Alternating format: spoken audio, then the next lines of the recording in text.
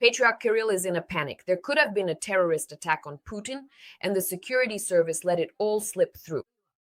How did one child cause panic throughout the entire Kremlin? I'll tell you the details now.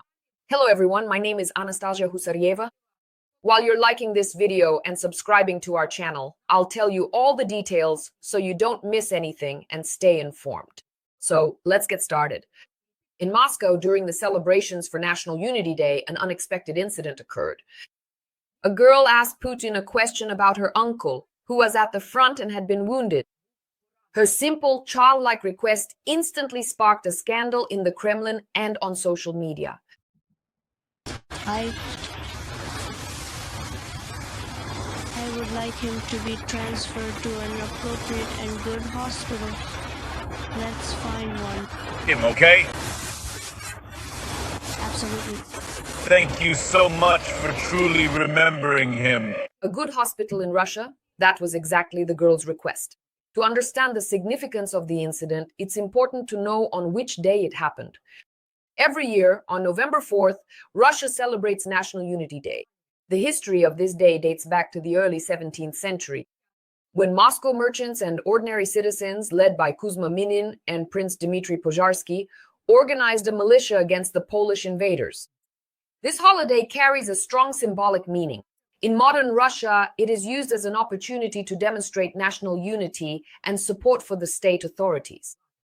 And the monument to Minin and Pozharsky in Moscow, which you can see now, has become one of the main symbols of this holiday. And the president's participation in the laying of flowers always emphasizes its importance for the official ideology. During these ceremonies, Putin laid flowers at this very monument, surrounded by cameras, security officials, and Patriarch Kirill of Moscow. Yes, that's the very same individual who, as you may recall, actively and publicly supported Russia's military attack on Ukraine. Addresses all the servicemen. Christ is risen, and together with him we shall all rise. And life is eternal. Therefore, go forth bravely and with unwavering courage to faithfully fulfill your important military duty. And remember, if you lay down your life for your beloved homeland, for your friends, as the Holy Scripture says, you will be with God in his beautiful and peaceful garden, in his kingdom, in his glory, in his eternal life. Probably for those believers who are truly faithful, their hair stands on end. But let's move on. That day, everything was as usual. Strict, solemn, according to the script. And suddenly, a girl from Novosibirsk, whom we've already talked about, was brought to the president. Her name is Kira. She addressed him not with fear, but with childlike sincerity. She said that her uncle is fighting, was wounded in the arm, but instead of being treated, he was sent back to the front. She asked to have him transferred to a good hospital in Russia. He was wounded in the arm. He was in the hospital.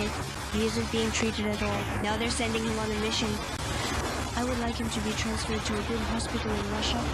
We will find one. All right? Anton Fesura. Absolutely. Thank you so much for remembering him. Let's move on now regarding what the girl said. My uncle, who is currently fighting, wants to be transferred to a good hospital.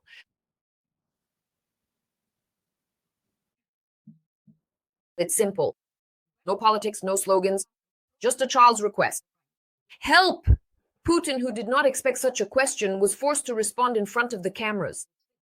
He thanked her, said he would find this man, and of course would help. He even praised Kira, saying it was good that she remembered her relative. For the average viewer, this might seem like a simple, humane story. But for the Kremlin and the president's inner circle, it became a serious incident.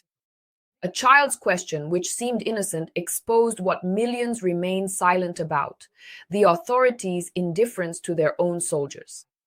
Just a few hours after this moment, a scandal began.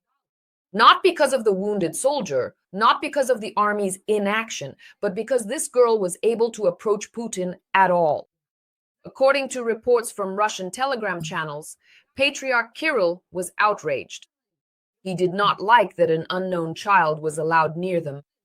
I quote a source close to the church. Our primate is outraged. The security allowed an unknown child to approach the president and the patriarch. What if it had been a bomb or an assassination attempt?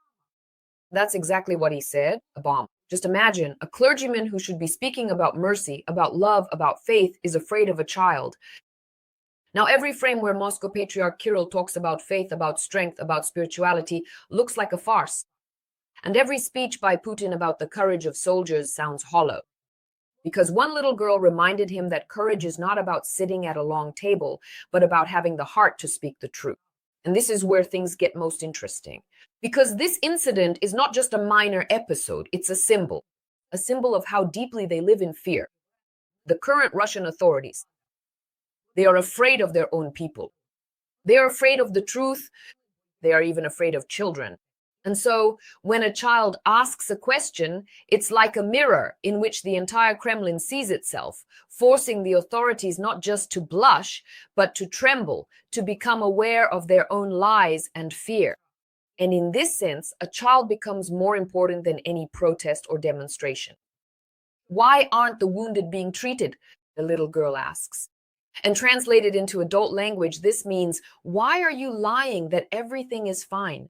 Why are you sending people to their deaths? And here is the reaction. Instead of saying, well done, girl, for caring, high-ranking officials start looking for someone to blame. Who let her get close? Where was the security? What if it was a provocation? Even the security service is forced to make excuses. Everything was under control. Even a child's question for them is under control. Under control. It's also interesting that after this incident, many Russians on social media started discussing not the girl's words, but actually the behavior of the security. As if the main threat isn't the war, not corruption, not the indifference of the system, but little Kira, who dared to ask about her uncle. If you dig even deeper, this story reveals another important thing. Putin tries to show that everything is under control, that the people support him, that he is the father of the nation. But then a little girl appears and in just a few seconds, this image falls apart. Because people see not a leader, but an ordinary official who doesn't know how to answer a child, because every word he says sounds fake. And most importantly, this story shows that even children already see the lies. They see that the heroic stories about the front don't match what's really happening. They see that soldiers aren't being treated, that they're being thrown back into hell because the system doesn't see them as people. And here you can see the very essence of the Russian regime. Where a normal state would see an opportunity to help, Russians see a conspiracy. Where a person shows compassion, Russians see a threat. Where a child simply asks for justice, Russians see a potential terrorist attack. This is a country where honesty is dangerous. Where even children can fall under suspicion if they say something wrong.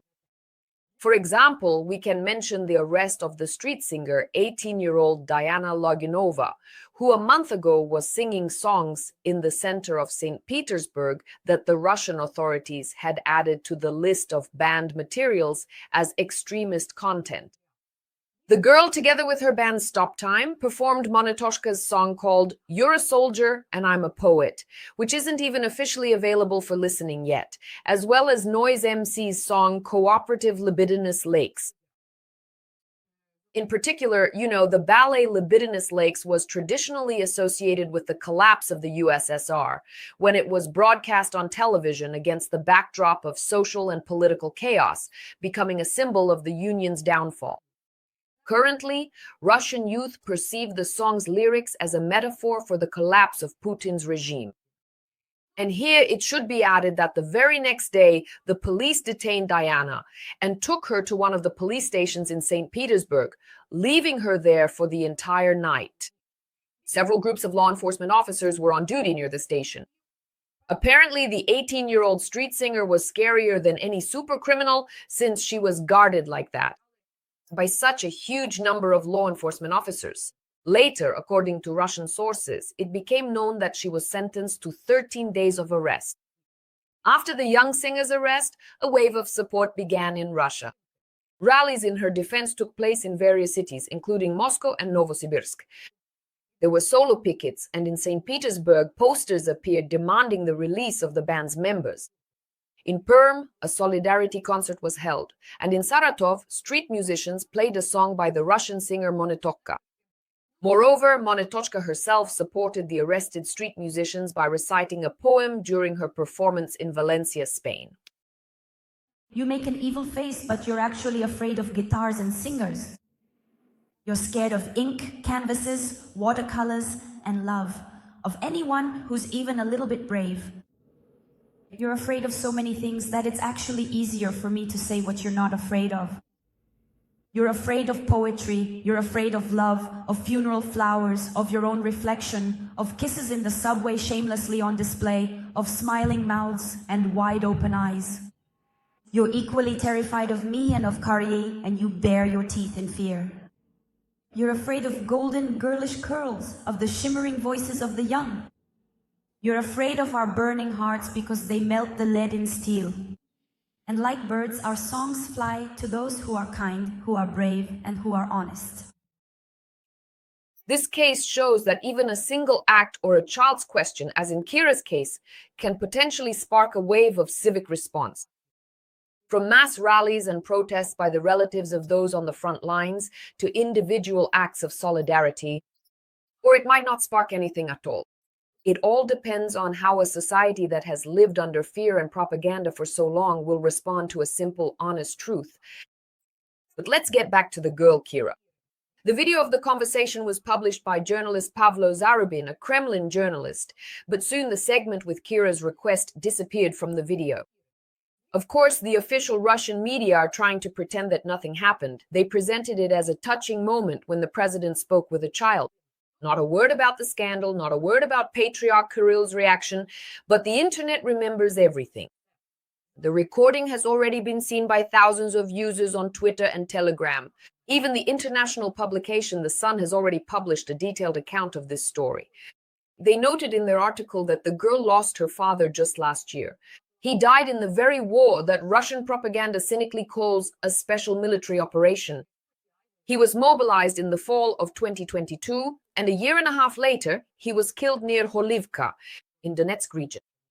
Another one of her uncles is also at war. In this family, war has become a part of everyday life. It took away her father, cripples her uncles, and leaves the child without support. And you could say, yes, this is a terrible story, this is grief, this is pain. Every child wants to live in peace. But there is a harsh truth here that cannot be silenced, because her father did not die defending his own home. He died trying to seize ours.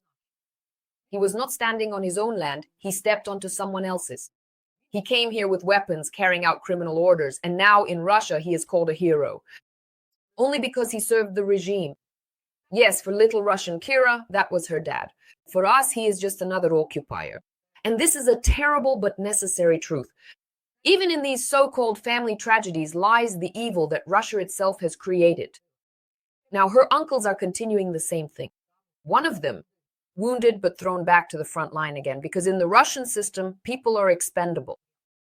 The other perhaps doesn't even realize yet that he's not fighting for his homeland, but for the imperial ambitions of a dictator. And the girl, without realizing it, asks for help from those who themselves are helping to destroy other people's lives. And while children in Ukraine are hiding from rockets, children in Russia are thanking those who are launching those rockets. And that's the whole point. The war took Kira's father from her, but she never understood what he died for, because no one told her the truth. Her father came to kill, not to protect. Little Russian girl Kira may not have even realized how her brief conversation with Putin suddenly put the Kremlin in an awkward position. But sometimes it's the simplest words, thank you, that become the most powerful weapon. Not bombs, not missiles, but human words. And now, perhaps for the first time in a long while, they made the Kremlin tremble, not from fear of the West, but from their own children. So no matter how much they try to hide it, the truth has already come to light. And when there are many such questions, then no amount of security, no patriarchs, and no propagandists will be able to help. Because fear of a child is no longer strength. It's a sentence. So write in the comments how much longer you think the Putin regime has left. We will definitely read them. Don't forget to like and support us by subscribing. That's also very important. And we'll see you in the next broadcasts. My name is Anastasia Husaryova. Take care of yourselves and wash your hands with soap. Bye-bye, everyone.